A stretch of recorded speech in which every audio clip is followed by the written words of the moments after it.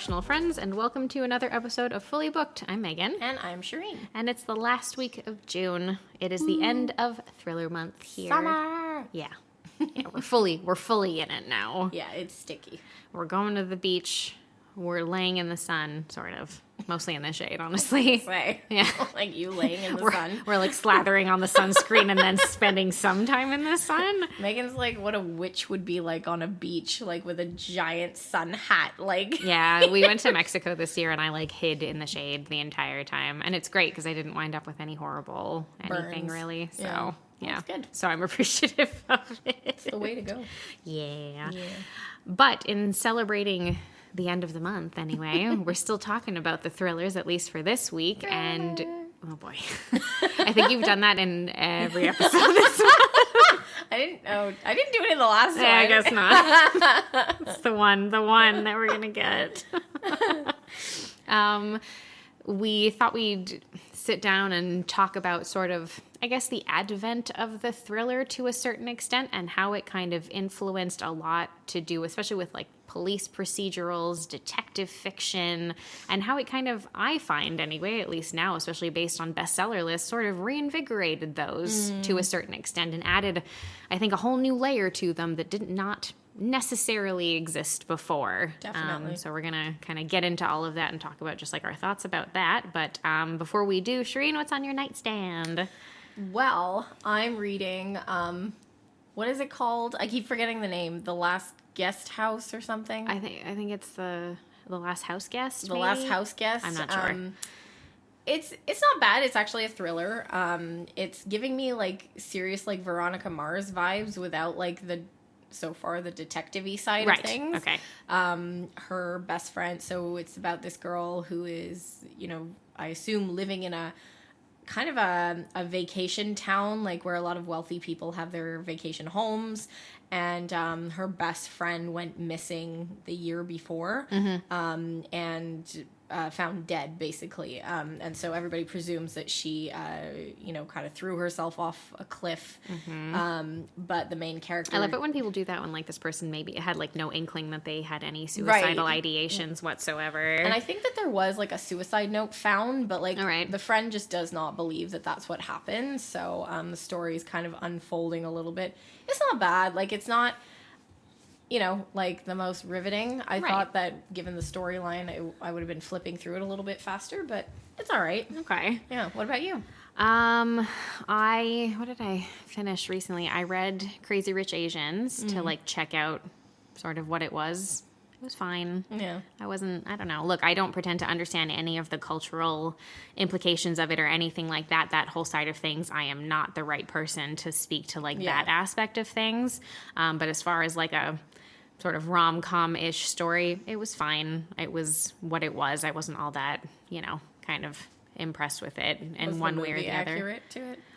Sort of, yeah. There are definitely a lot of aspects that they changed. I think the books are a lot more drawn out. I think they shoved a lot more into the movie to probably keep it rolling at like a steadier pace because there's definitely more detail to the books. And I don't know. I feel like the character of Eleanor there, the mother in the movie, I think it's because Michelle Yeoh is just a good actress, but I feel like she was a lot more, the movie version of her is much more intimidating, so I could see in the movie why she would be like intimidated by a character like this, but in the book I was like, like she seems kind of more wishy-washy and stuff and more naggy than anything else as a mom, as opposed to like a very commanding presence. Oh, interesting. Which I feel that she does have in the film. So, interesting. Yeah. So it was kind of an interesting difference. So I read that, and I recently also just finished Emily Henry's most recent book called Happy Place. Was that good? Yeah, there's something, I don't know, I think I've read all of Emily Henry's books now, and I'm not like a huge always reading contemporary romance person. Yeah. But there's something about her books, I always enjoy them. I guess it's because they do feel like they're also like real world people who have real world problems within the romance aspect of whatever the story is that's taking place in this one. It's a good one. It's basically a couple who haven't told any of their friends that they technically broke up about 4 or 5 months prior. Oh, wow. And they're going to their usual beach house that one of their friends' families has in Maine for a week. One of them wasn't supposed to be there, and they arrive and they're both there basically because they were both invited for a very last minute surprise from their friends, which I won't give away. And basically they decide to spend the week pretending that they're still together with a lot of unresolved feelings and a lot of still a lot of love between the characters kind of. And it's sort of like, how do we move through this? How have we changed? How has our relationship with our friends changed? Because we've all changed as people. But yeah, I don't know what it is. She tugs at my heartstrings. Her stuff just really works for me, I guess, as far as contemporary romance is. It's very heartfelt. And she's good at sexual tension, in a realistic way, not in an over the top kind of way, in a way that I'm like, oh, okay, wow, yeah. When I'm reading it, I'm like, oh yeah, no, I believe that. Yeah, no, I also just finished Pineapple Street, which seems to be quite popular, but honestly, a whole lot of nothing happened in the book. It's just about, this family. They're very wealthy. They live in New York City, and, the wife of the brother is from not from money. And so she's just very, she kind of hates on them a lot for their behaviors because they're very, thoughtless people, basically. And then, you get to know the family and, why they are the way they are. Anyway, it's just, a bunch of things that happen. You're like, eh. It's fine. It's fine. I got through it okay. I mean, I was on a 5-hour train journey. All right, yeah. There and back to Toronto. So I did finish it then. But I was like, it's fine. It was okay. Is this a popular book? I've never heard of this story before. I don't know. They keep putting it, on display at Indigo, and, you shouldn't judge a book by its cover, but the cover was pretty. Is it Canadian? Is that why? I don't think so, because it takes place in New York City and all right, stuff, I don't know. They're all then. Americans. Yeah, so. I suppose not then. I don't know. Sometimes that's what happens. I could very easily see them making this into a movie or something. Sure. Because, it's really just about, the relationships between the characters and, what's going on in their individual lives. So it's very much one of those. It would almost be better as a movie kind of thing, you know? Okay, I gotcha. All right, well, it's fine. We're going to talk about different types of things, not romance and not just relationships between characters, because we're talking about thrillers, and we all know that the thrillers are more about the twists than anything else. Say that? It's true. Yeah. So I mean, okay. So I guess to think about it or to talk about it, you kind of have to talk a little bit about the thrillers or thriller and suspense aspects of stories. I think that back in the day, when epic poetry was being written and whatnot, the suspenseful aspects were just basically called adventure at that point. But there were definitely certain elements in certain old stories that had very much that kind of feeling to them, and even if you look at more classic literature, I feel when I I was reading up a little bit of stuff and I was thinking about it, and I was it's true. I think something for instance, the Count of Monte Cristo is this probably one a much earlier iteration of a revenge thriller. Definitely. And think of Northanger Abbey as well. Yes, exactly. That's also has that mystery thriller aspect to it, and then you anything gothic, really. Pretty much. Yeah. A lot of them do have that, and even if you look, something if you're looking at something with sort of thriller suspense tendencies, look at Little Red Riding Hood. It's suspenseful. She's being stalked by a wolf through the woods, right? And she has to not very well make her way around it because she literally gets eaten, but whatever. Yeah, I mean, for sure. You can apply this notion to a lot of stories, and many stories have this, even from a fantasy point of view. Take your Harry Potter. Those are mysteries and they are. There's detective mysteries up until the fourth year. Yes, there's very often there is a whodunit aspect to a lot of stories across a varying number of genres, and it doesn't always have to be someone's dead. It's not always that. There could just be a whodunit, a whodunit or mystery aspect to it. It's just that I think that the whodunit aspect of things made the emergence of a detective novel such an easy transition to make, where it's we were bringing in these like usually lead characters who were law enforcement, where you're able to follow the progression of the case because it's literally their job to solve it. Right. So it's easy for you as the reader to have that be your lead character. So that way you're getting all of the details as they are finding out what happens, and the discoveries that they make, you make along the way. Also, the fact that they are law enforcement, they do easily get access to the information. Like they have that authority to go and look for the information. Yeah. Whereas it becomes a little bit harder when it's like a group of kids who are investigating something and they shouldn't be there, you know? Your Hardy Boys are like, they go about things in a slightly different way, which is also why oftentimes like the Hardy Boys or Nancy Drew or those sorts of things, that's also why a lot of the time, they weren't getting any official information. Those kids find out everything by like talking to people, stumbling across small pieces of evidence that they can pile together, but they're not like filing police reports or reading any of like the specific details, which is also why a lot of the time their mysteries are they don't have very high stakes in comparison. Right. It's the mysteries without the murders. Exactly. A lot of the time. Sometimes there are. Yeah. Like sometimes you're like, whoa, these kids are investigating a moida. What's happening? What are you doing? What are we reading, guys? But yeah, it's very often not that. And I think, I think that obviously everybody got really into the flow of a detective fiction, with like Sherlock Holmes, and then after that Miss Marple and Poirot and all of those like bigger detective types, because no matter what, these sorts of mysteries are very formulaic. Like they have like, sort of a beginning, a middle, and end, and it's all tied together by like the clues that are provided throughout the course of the story that generally this detective figure, quote unquote, uncovers. And I think that, I guess to a certain extent, like maybe some of Sherlock Holmes stuff kind of does have like certain aspects of like thriller to it and everything, because sometimes it was like revenge for a certain thing or whatever, and there were oftentimes murders and stuff. So there are aspects of that, but I do think that Agatha Christie got into that aspect of things a little bit more when she wrote like, and then there were none. Murder on the Orient Express, like a lot of, those ones, those are their mysteries, yes, and they're detective fiction primarily because your lead is a detective, but, the reasoning, I guess, and like the sort of sense of why some of these crimes occur has a very like thriller-esque sensibility to it, like where that's it, like, we all wanted revenge and Murder on the Orient Express, so everybody killed this man and all that kind of stuff, like those sorts of things. I hated that story, by the way.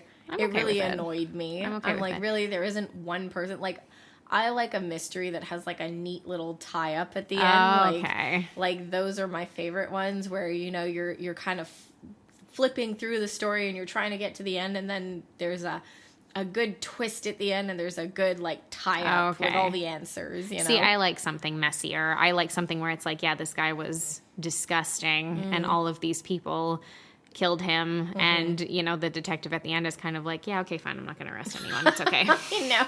And it makes you wonder, like, in real life, would that actually happen? Probably not. Probably not. Maybe in only very specific circumstances. I don't know. We'll see. We're getting another Poirot movie from Kenneth Branagh. Which one? This year, Haunting in Venice. Oh, right, okay, because we had what was the one that came out? Death on the Nile? Death on the Nile, which is I think it's a follow-up to Murder on the Orient Express. I think it's like not long after or almost immediately following that story, whatever it is. But yeah, we're getting a Haunting in Venice, which I saw the trailer for it recently. Much more gothic. Oh, is it really? Yeah, much. We're back there. Yeah, so like we do kind of stories. Yeah, it's very much more about like a seance and stuff, and like a haunting with like a family who I think are trying to contact a child who died, like the spirit of a child who died or something. So interesting. That gets, and so it's like, are there really ghosts or is somebody just being spooky on purpose? Like, I don't know. I think it's going to be a little bit more like that, because we were watching, my fiance and I were watching the trailer, and we were like, oh, what's this? Is this just like a weird like gothic story? And then Kenneth Branagh popped up with his mustache, and I was like, is this a Poirot novel? Yeah. Like, what is this? I'm so confused. And then I kind of like realized what it was after. It's, I believe they're calling it A Haunting in Venice, and it's based on the story Halloween Party, which was written by Agatha Christie. So I have that book. I don't think I've ever read it. So it's somewhere in my giant pile. Yeah, I think, growing up, Agatha Christie was always part of the bookshelf. I think, but more for the Miss Marple side of things. The cozier aspect. I struggled with Miss Marple a lot. Like, I never really got into the Miss Marple ones. No. I've read a few Poirot, and I definitely prefer those if I have to choose. I always found Miss Marple very wishy-washy, and like, yes, the idea is that, you know, she's a woman, and she's kind of flies under the radar because you wouldn't assume that a woman would be able to figure this out, and like, I get that. Isn't she like a woman in her 60s? Yeah, basically? She's like a sweet old lady, basically. But she always figures these things out. Not my thing. I always kind of thought, well, why not be more kind of out there with your successes and what you're able to do? But I guess it was kind of the times, right? Yeah, of course, that you wouldn't expect a woman to do that at that time, so it's kind of understandable. It's interesting to see kind of the evolution of the detective novel of what we're seeing now, because we're talking about, you know, stories that were written a very long time ago, where it was, you know, we mentioned Nancy Drew, the Hardy Boys, Poirot, Miss Marple. These are all, and, you know, think of TV shows like Columbo and like that kind of thing. These are detectives who had recurring, like, spotlights, if you will. Yeah. And they just kept coming back. And there's that familiarity about having that detective that almost makes these stories a little bit more cozy, even though they are about a murder. You know, it's 100%. It's absolutely true, because even if I think of like, even in more recent years, even if I think of like an entertainment perspective, like, okay, if you look at literature, you're going to get like an Alex Cross or something, which again carries you through like a shit ton of novels, or even like Jack Reacher, those ones that carry you through an entire series of novels. And then if you look at TV shows, I recently watched the first season of The After Party on Apple TV, which is a comedy series, basically, which is a locked room mystery. There's an after party after like a 10-year high school reunion or 15-year high school reunion, whatever it is, with a group of people. The guy who's hosting the party is killed, and the detective who shows up, she has a limited period of time to figure out who actually did it, because it has to have been one of the people who was attending the party. Okay. And to prove this, basically, like, she's on a time clock because there's someone else showing up to take over, and she doesn't want them to. And so, like, that aspect, like that locked room mystery has existed for decades, and we're still working with something like that now, and that continuity exists because there's a second season of the show that's coming out shortly. It's a new mystery, but the same detective. So again, that familiarity that carries you through. It's like a Glass Onion. Knives Out is very like that. Yeah, is another one of those. Right? Again, it's easy to have. Okay, well, here's what's like what joins these two films is this character is Benoit Blanc, who takes me through these different stories, and it's like I don't need any other familiarity. I have him, so I can follow that. And it's a very like genius way of writing a story or a screenplay, because people are drawn to things that they are familiar with, that they enjoyed before, and all you have to have is a character. You don't have to build a whole world. You don't have to build any of that. Like, you've got this one character that you say, oh, I enjoyed that movie in the past. I'll definitely watch another one. So I would like this one as well, because it's got a very similar vibe to it, and it's got a character that I already recognize in it. Exactly. So that does make a big difference. I think that's it. I think the further along you get, the less things become like a straightforward mystery, and the more they become like a thriller. Yeah. So the less that you have Miss Marple, the more that you have Psycho. Yep.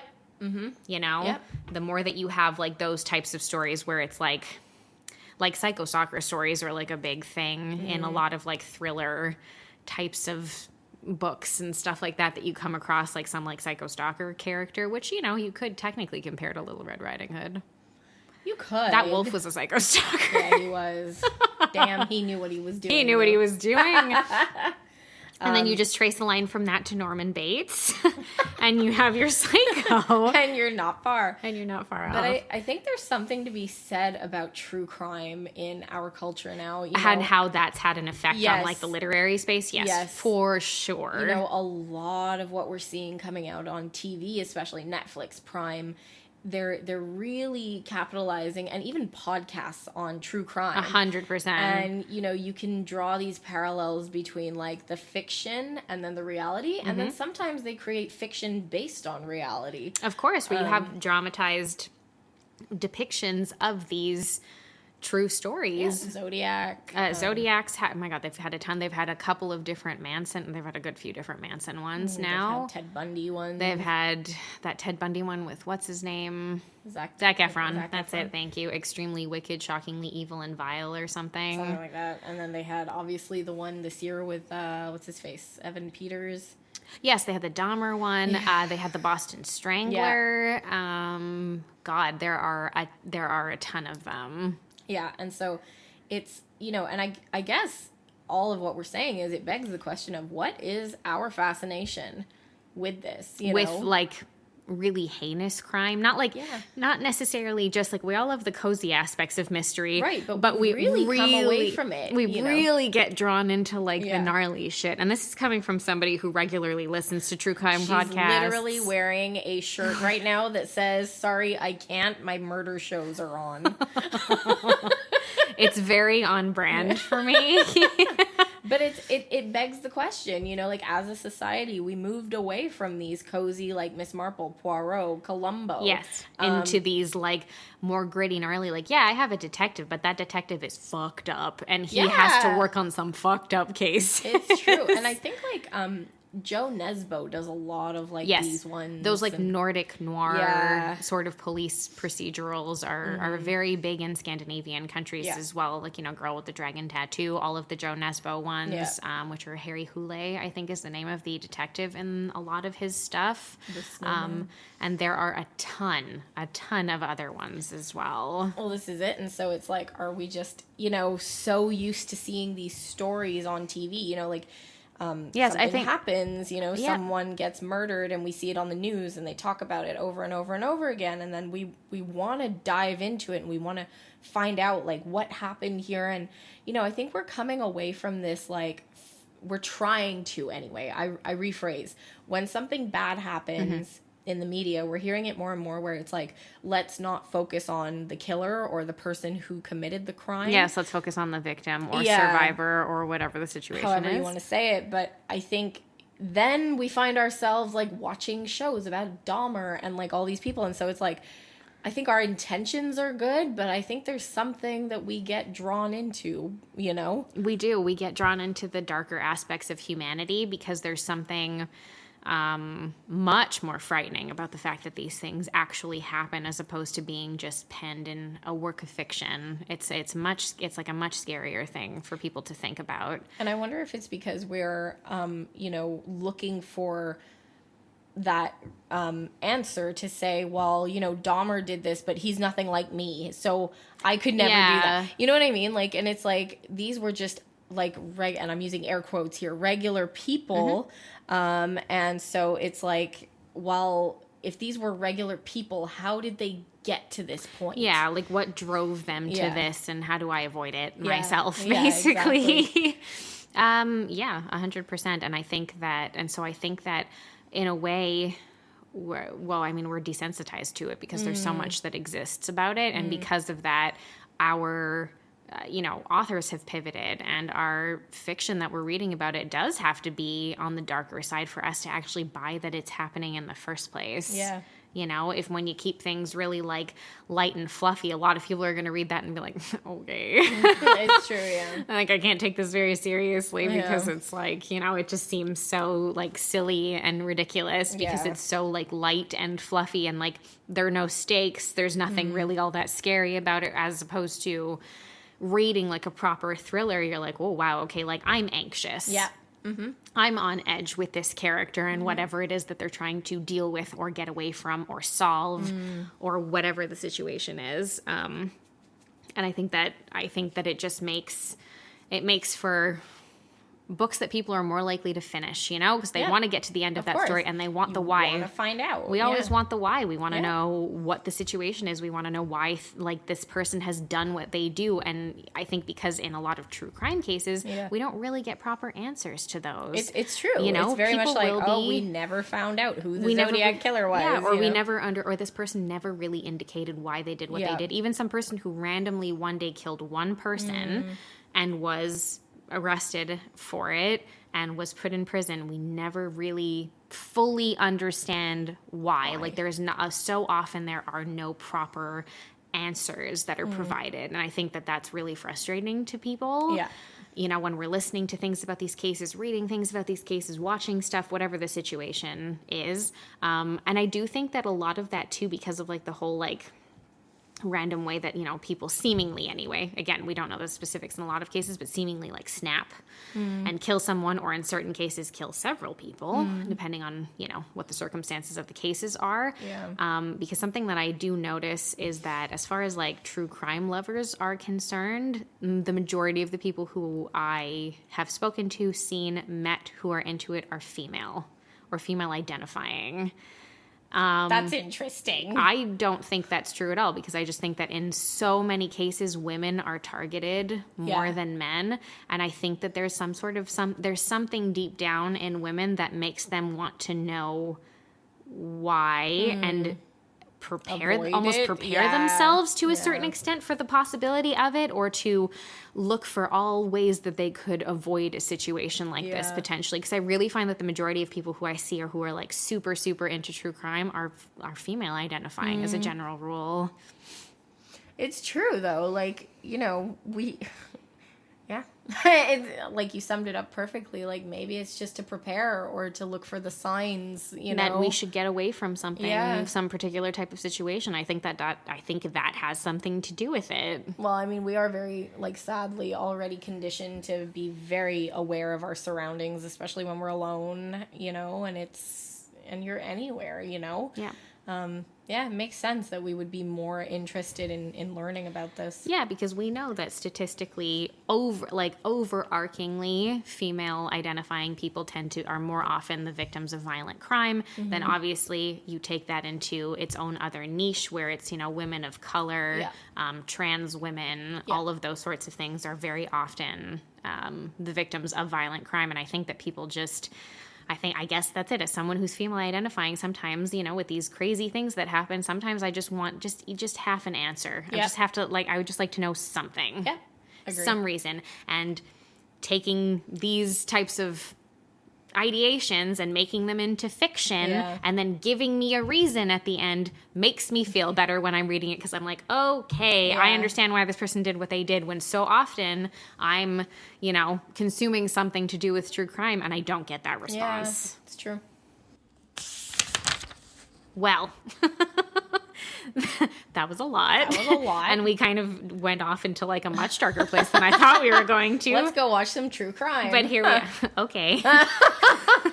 Okay. But here we are. Thank you so much for having joined us for Thriller Month here at Fully Booked. Shireen's going to stop singing that as of next week, I promise. You can definitely let us know your thoughts about all of this over on Instagram at fullybookedca, and you can check out our Facebook group at facebook.com/groups/bookwaswaybetter. And if you are still here with us, which I hope you are, please feel free to leave us a 5-star rating and review wherever you are listening, because it really helps us to get the show out in front of more people. But until next week and a new theme, guys, keep on reading. Thanks, everyone.